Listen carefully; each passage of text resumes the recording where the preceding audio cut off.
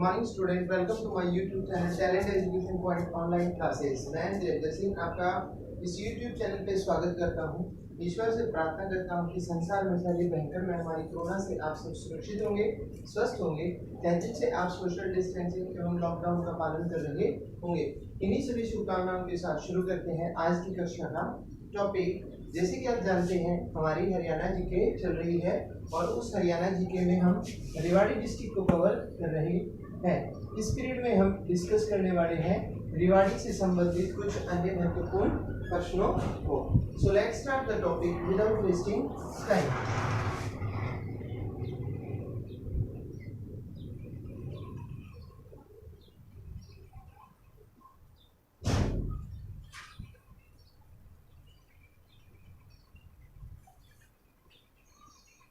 जैसे कि आप जानते हैं हम रेवाड़ी डिस्ट्रिक्ट की बात कर रहे थे, तो रेवाड़ी डिस्ट्रिक्ट में आगे बात करते हुए हम रेवाड़ी के आसपास के क्षेत्रों की बात करने वाले हैं। क्या क्या उनकी विशेषताएं हैं, क्या क्या उनका इतिहास में संबंध है, क्या क्या महत्वपूर्ण उद्योग कारखाने हैं और कौन कौन से महान पुरुष इस जिले में पैदा हुए हैं, उनके बारे में हम जानेंगे। तो शुरुआत करते हैं। सबसे पहले हम बात करते हैं रेवाड़ी डिस्ट्रिक्ट के क्षेत्र में जो आता है, जिसे बोला जाता है क्या, बावल। बावल की जब बात की जाती है तो बावल जो है अंतरराष्ट्रीय क्षेत्र पे राष्ट्रीय व अंतरराष्ट्रीय कंपनियों के लिए प्रसिद्ध है। यानी कि जो राष्ट्रीय या अंतरराष्ट्रीय स्तर की जो कंपनियां हैं वो यहाँ पे प्रसिद्ध हैं। राष्ट्रीय अंतरराष्ट्रीय स्तर की कंपनियों के लिए प्रसिद्ध।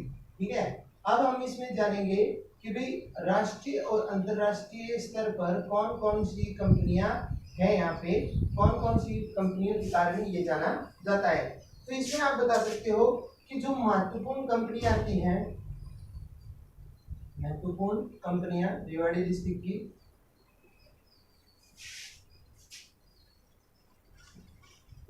महत्वपूर्ण कंपनियों में जैसे मारुति, कपारो, बिल्स इंडिया,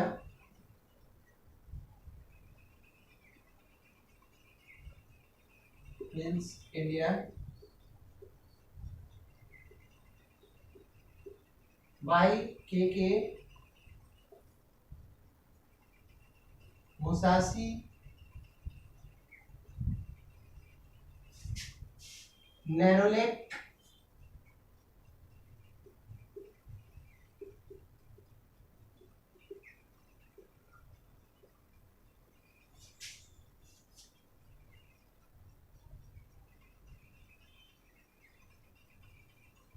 बेक्टिन,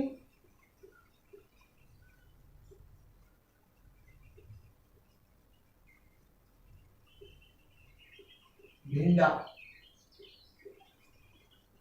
आदि प्रसिद्ध कंपनियां हैं। ठीक है, आदि प्रसिद्ध कंपनियां ये यहाँ पे पाई जाती है किसमें, रेवाड़ी के जो बावल है उसमें इन कंपनियों का महत्वपूर्ण योगदान है।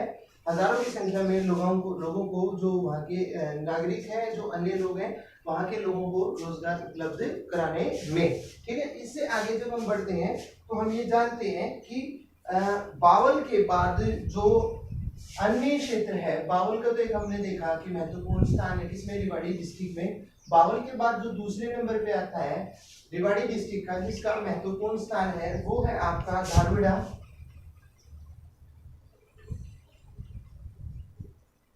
धारूखेड़ा।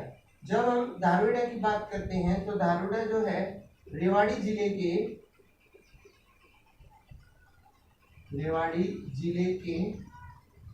कुंड क्षेत्र, कुंड खोरी जो है कुंड क्षेत्र में, मीन्स रेवाड़ी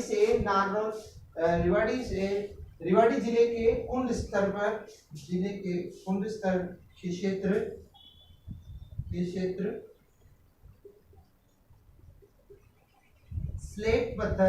स्लेटी पत्थर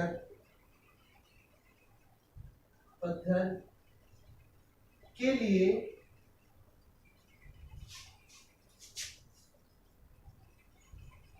प्रसिद्ध है।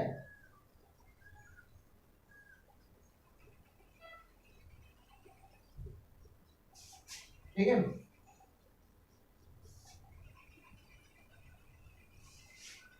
यहाँ पर जो धारूहेड़ा है, धारूहेड़ा में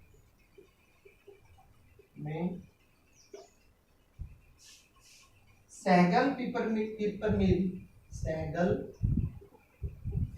पेपर मिल की स्थापना हुई थी। ठीक है, धारूहेड़ा का विशेष स्थान है कि भाई जब हम पेपर सिटी की बात करते हैं तो पेपर सिटी आपको मालूम है यमुनानगर प्रसिद्ध है मिल, शुगर मिल और पेपर सिटी के नाम से। लेकिन धारूहेड़ा में भी एक कारखाना लगाया गया था किसके लिए, पेपर मिल के लिए, जिसका नाम सहगल पेपर मिल था। इसके अलावा इस कंपनी के ये जो सहगल पेपर मिल थी, सहगल पेपर मिल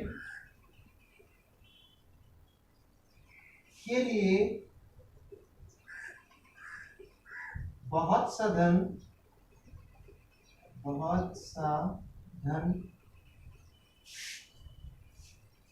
ऋण के तौर पर सरकार से लिया गया था, तो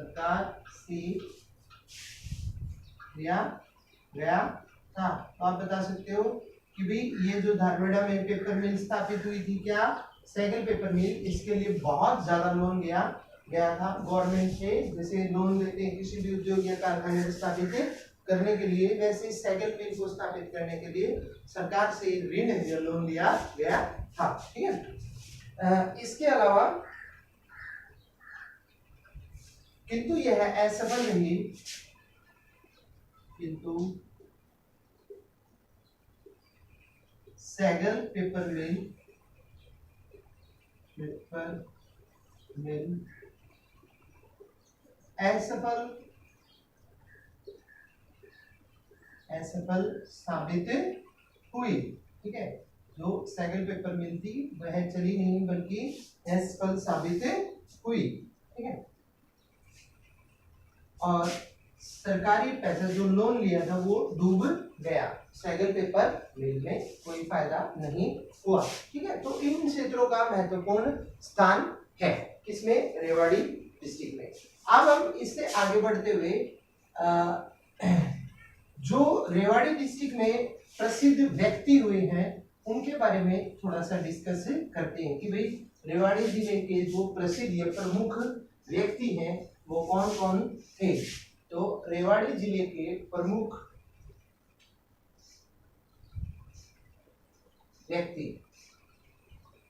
व्यक्तियों के बारे में हम जानेंगे कि भाई कौन कौन थे जिन्होंने रेवाड़ी डिस्ट्रिक्ट को ऊपर उठाया, रेवाड़ी डिस्ट्रिक्ट को एक पहचान दी, जिसमें एक महान स्वतंत्रता सेनानी जिसके बारे में कल भी हमने डिस्कस किया था, जो राव वीरेंद्र हमारे पूर्व मुख्यमंत्री, उनके वंशज हैं जो कि राव तुलाराम थे। तो राव तुलाराम का प्रमुख स्थान आता है, सबसे ज्यादा अहमियत है राव तुलाराम की।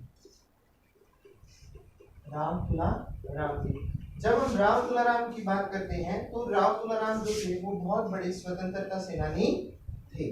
ठीक है, इनका जन्म, राव तुलाराम का जो जन्म था वो कब हुआ था भाई, 9 दिसंबर 1825 में राव तुलाराम का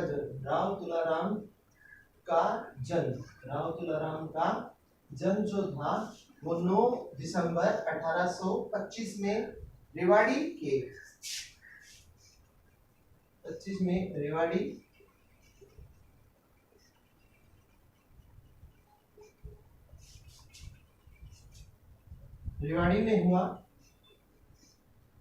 में हुआ था। ठीक है, 1857 की जो महान क्रांतिकारी थी उसमें 9 दिसंबर 1825 में रेवाड़ी के राव तुलाराम का जन्म जो है वो 9 दिसंबर 1825 में रेवाड़ी में हुआ था। इसके अलावा इनके पिता का नाम राव तुलाराम राव तुलाराम के पिता का नाम, जब हम इनके पिता की बात करते हैं तो इनके पिता का जो नाम था वो क्या था? पूर्ण सिंह था, राव पूर्ण सिंह था, राव पूर्ण सिंह था, राव पूर्ण सिंह था। ठीक है। इसके अलावा इनके पिता की 1839 में मृत्यु हो गई।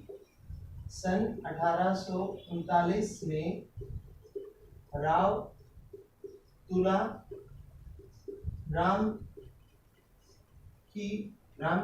के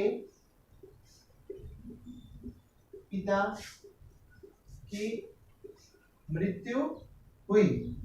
तो आपसे अगर कोई पूछे कि भी राव तुलाराम का जन्म कब हुआ तो आप बता सकते हैं जी 9 दिसंबर 1825 में, और राव तुलाराम के जो पिता थे उनकी मृत्यु हुई थी 1839 में। इट मींस जब राव तुलाराम 14 वर्ष के थे उस समय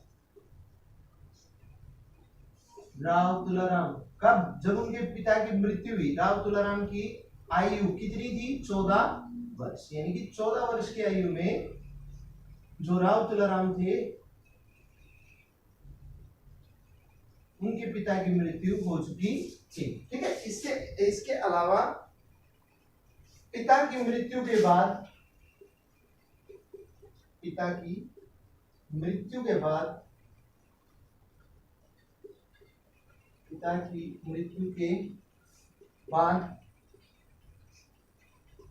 ये पिता की संपत्ति के, पिता की जागीर क्या होता है? संपत्ति कह सकते हैं जिसे, जागीर मतलब संपत्ति, ये जो प्रॉपर्टी थी, संपत्ति के वारिस बने, ठीक है, वारिस बने। और इसके बाद 1857 की जो क्रांति हुई, 1857 की क्रांति में, 1857 की क्रांति में देश के लिए लड़ते हुए क्रांति में बिगुल बजाते हुए, यानी कि क्रांति को फैलाते हुए बिगुल बजाते हुए, ठीक है, बादशाह बहादुर शाह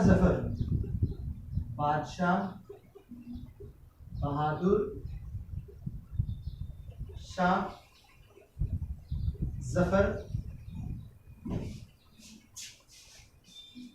के नेतृत्व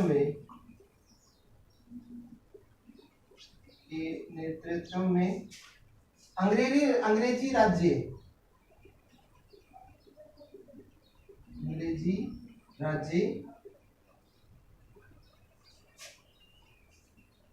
को नष्ट करने लगे या बर्बाद करने लग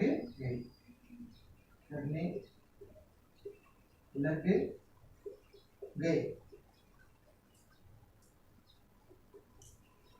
ठीक है। इसके अलावा और रेवाड़ी पर स्वतंत्रता का पताका लहराया या झंडा लहराया। तो आप इसमें बता सकते हैं, ये हमारे पहले इंट्रोड्यूस कर रहा हूं मैं आपके सामने, जो रेवाड़ी डिस्ट्रिक्ट के महत्वपूर्ण कैरेक्टर हैं जिन्होंने 1857 की क्रांति में बहुत महत्वपूर्ण योगदान दिया देश की स्वतंत्रता के बड़े महासंग्राम में। हम ये जानते हैं कि राव तुलाराम का जो जन्म है वो 9 दिसंबर 1825 को रेवाड़ी में हुआ। ठीक है। राव तुलाराम के जो पिता थे जिनका नाम राव पूर्ण सिंह था, सन 1839 में जो राव पूर्ण सिंह थे उनकी मृत्यु हो चुकी थी। मीन्स 14 वर्ष की आयु में जब राव तुलाराम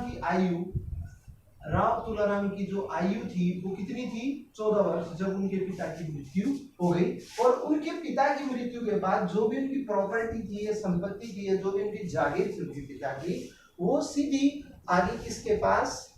राव तुलाराम के पास।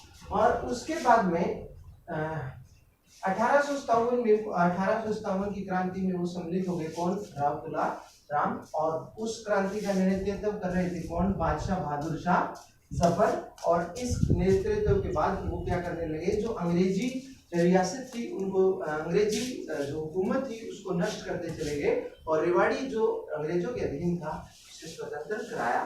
स्वतंत्रता का पताका वहां पे लहराया। ठीक है, तो इस तरह से राव तुलाराम का अहम स्थान है किसमें? रेवाड़ी डिस्ट्रिक्ट में। राव तुलाराम के बाद जो महत्वपूर्ण आता है, जिसका महत्वपूर्ण स्थान है प्रमुख व्यक्तियों में, वो है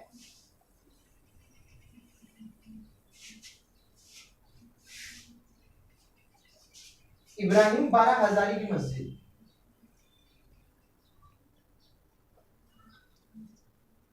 महत्वपूर्ण स्थान की जब हम बात करें, प्रमुख व्यक्तियों की बात करें, तो आगे है आपका इब्राहिम बारह हजारी की मस्जिद।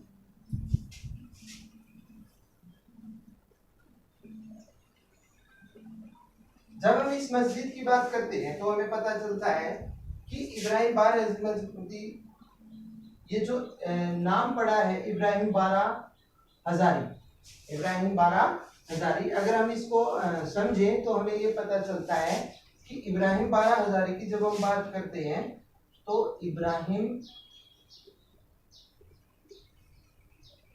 बारह हजारी मोहम्मद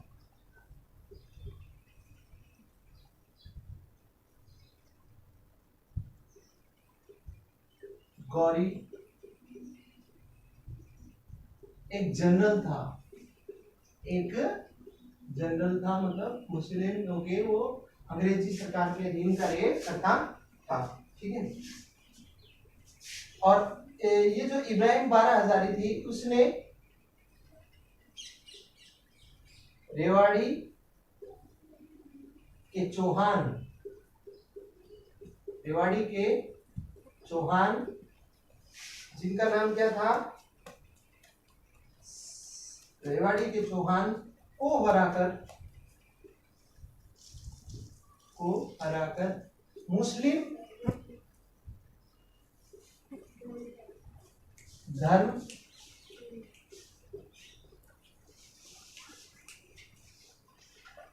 धर्म को कायम किया। मुस्लिम धर्म को कायम किया मीन्स जो पृथ्वीराज चौहान के वंशज थे, चौहान वंश जो स्थापित कर रहे थे, जिन्होंने चौहान वंश को चलाया, उन चौहान वंश को हरा के जो इब्राहिम बारह हजारी थे, इन्होंने मुस्लिम समुदाय की स्थापना की। कहाँ पे? रेवाड़ी डिस्ट्रिक्ट में। इसके अलावा जो महत्वपूर्ण स्थान है रेवाड़ी में, इसके अलावा वो कौन सा है आपका? लाल मस्जिद। क्या? लाल मस्जिद। लाल मस्जिद। जब हम लाल मस्जिद की बात करते हैं तो रेवाड़ी की लाल मस्जिद जो है वो कहाँ पे है? जो रेवाड़ी की पुरानी कचहरी है, रेवाड़ी की पुरानी कचहरी के पास स्थित है लाल मस्जिद। लाल मस्जिद, लाल मस्जिद जो है वो पुरानी कचहरी के पास स्थित है। इसका निर्माण अकबर के शासनकाल में हुआ था। लाल मस्जिद जो थी वो अकबर के काल में, अकबर के काल में इस का निर्माण हुआ। यानी कि अकबर के शासनकाल में जो लाल मस्जिद थी, या लाल मस्जिद का निर्माण हुआ।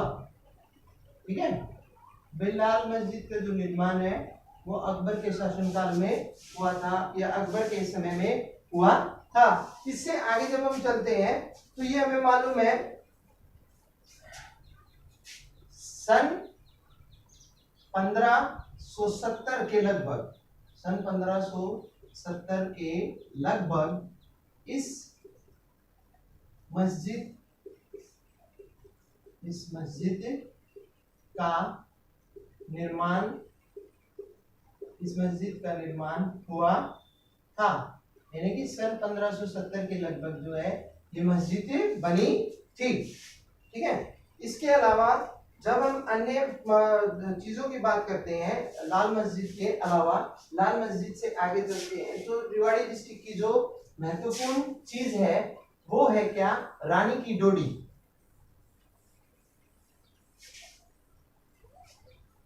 क्या है, रानी की डोडी। रानी की डोडी, रानी की डोडी। रानी की डोडी की जब हम बात करते हैं तो रानी की डोडी जो है वो रेवाड़ी जिले में स्थित है। रानी की डोडी रेवाड़ी जिले में है। रानी की डोडी रेवाड़ी जिले में स्थित है। ठीक है। यह जो रानी की डोडी है, रानी की डोडी हरियाणा के प्राचीन एवं ऐतिहासिक इमारतों में से एक है। यानी कि इसका ऐतिहासिक इतिहास में और प्राचीन चीजों में बहुत महत्वपूर्ण स्थान है किसका, रानी की डोडी का। ठीक है। इसके अलावा इसका निर्माण, जो रानी की डोडी है इसका निर्माण, रानी की डोडी का निर्माण जो था सन 1765 में हुआ था। सन 1765 में हुआ था। और किसने करवाया था, राव नंदराम ने। इसका निर्माण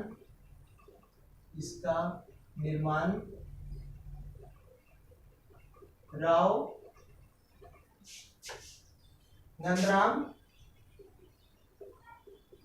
ने करवाया था।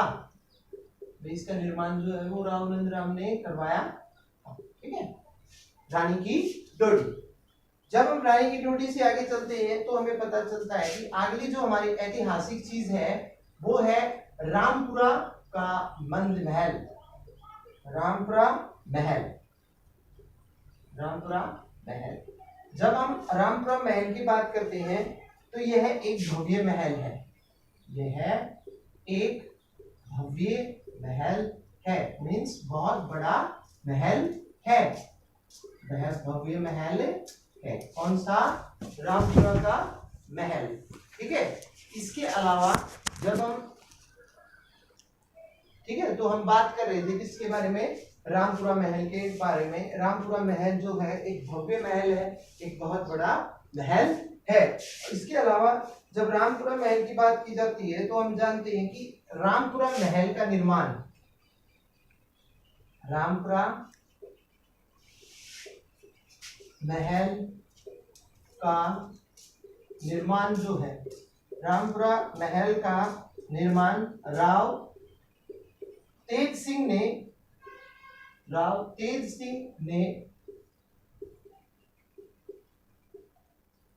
1801 में करवाया था।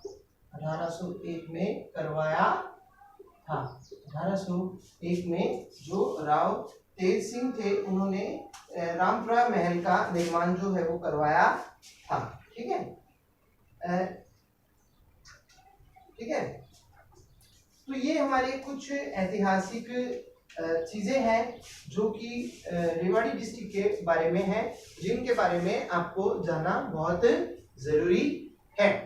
इसके अलावा हम और रेवाड़ी डिस्ट्रिक्ट के बारे में थोड़ा सा और चीजों के बारे में जानते हैं।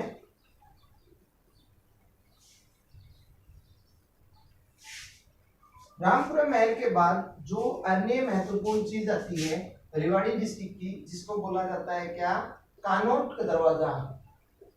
कानोट दरवाजा। जब कानोट दरवाजे की बात की जाती है तो हमें मालूम है कि जो कानोट दरवाजा है यह एक भव्य दरवाजा नंद सागर और रानी ड्योढ़ी के समकालीन है। ये जो कानोट का दरवाजा है, कानोट का दरवाजा बड़ा या भव्य दरवाजा है, बड़ा दरवाजा है, ठीक है, बड़ा दरवाजा है। और यह है नंद सागर और रानी की ड्योढ़ी और रानी की ड्योढ़ी, रानी की ड्योढ़ी के समकालीन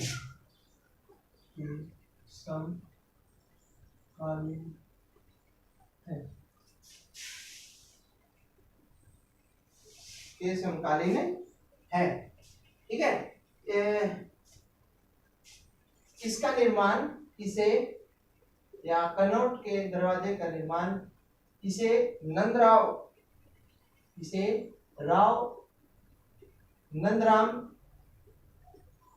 ने बनवाया था। इसे राव नंदराम ने बनवाया था, ठीक है। इसके अलावा यह पत्थर, ईंट, चूने से बना हुआ है,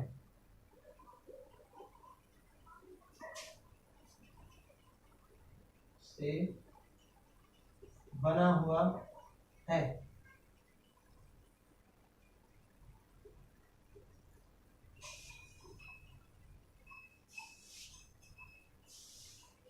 ठीक है, तो इस तरह से कानोट के दरवाजे का भी महत्वपूर्ण स्थान है।